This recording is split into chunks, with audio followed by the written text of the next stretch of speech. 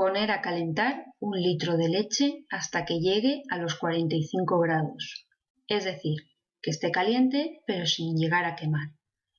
Podemos guiarnos introduciendo el dedo meñique y contando hasta 10. Si aguantamos el calor, significa que ha llegado a esa temperatura. Retirar del fuego y mezclar con el yogur desnatado. Poner la mezcla en tarros de cristal y tapar con film transparente o con tapa.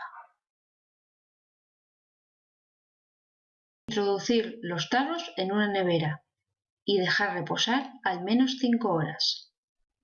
¡Listo!